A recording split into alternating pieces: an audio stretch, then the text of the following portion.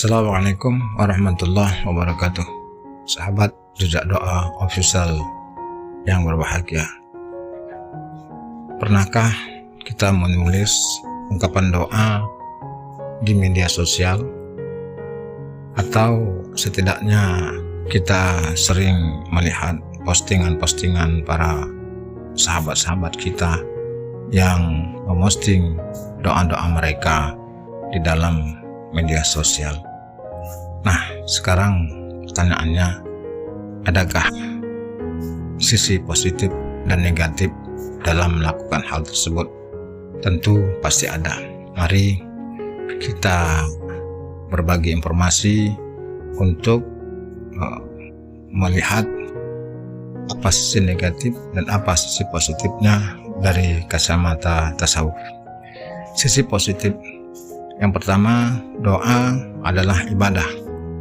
Dengan kita memposting kepada orang lain, minimal kita bisa mengingatkan diri kita dan orang lain untuk sering-sering berdoa. Berarti nilainya ibadah. Yang kedua, kalimat-kalimat yang kita ungkapkan, kita tulis di medsos, itu sering menjadi motivasi kita untuk melakukan sesuatu. Kemudian sisi positif yang lainnya, dengan doa-doa yang kita posting di medsos, mungkin ada di antara follower atau yang menonton video kita, kemudian mereka mengucapkan amin, Allahumma amin, yang bisa jadi amin mereka dikabulkan oleh Allah Subhanahu wa Ta'ala. Itu sisi positif. Sebagaimana dua sisi mata uang, maka tentu ada nilai negatifnya juga. Apa itu nilai negatifnya? Dalam dunia tasawuf dikenal dengan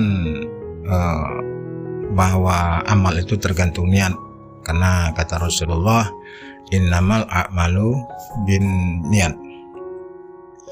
Sekarang mari kita tanya dalam hati kita, tidak perlu memvonis orang lain. Apakah niat kita membuat doa di medsos, mengungkapkan doa di medsos itu memang benar karena Allah? Ada satu tanda kalau dia bukan karena Allah.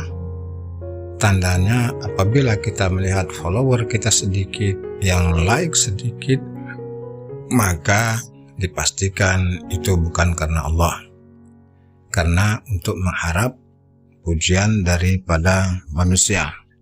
Sedangkan definisi ikhlas, apabila kita melakukan sesuatu, kita tak peduli orang lain melihat, orang lain memuji ataupun tidak, jelas kita berbuat karena Allah. Yang kedua, sisi negatifnya, apakah kita bisa menjamin hati kita dengan doa yang kita posting? Kadang ada doa yang tertulis di media sosial, misalnya katakanlah di akun TikTok seseorang, dengan ungkapan doa, ya Allah, pelihara keluargaku, pelihara nikmat yang Engkau berikan kepadaku. Sementara dengan capture di latar belakangnya tampak rumah, tampak mobil, dan keluarga yang bahagia. Ada pertanyaan yang harus dibuat oleh orang-orang yang melakukan hal tersebut.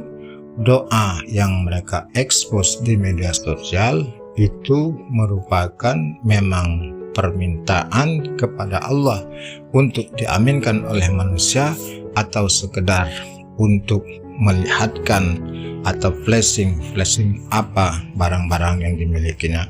Dan itu jelas bertentangan dengan dunia tasawuf. Sahabat Jejak Doa Official, itu sisi negatifnya. Sekarang kita tidak perlu memvonis orang lain. Kami pun pada saat ini bukan menasehati, bukan menggurui, tapi hanya untuk saling berbagi informasi. Semoga Allah Subhanahu wa Ta'ala menjaga lisan, menjaga tangan kita, menjaga hati kita, sehingga perbuatan kita benar-benar bernilai amal di sisi Allah Subhanahu wa taala.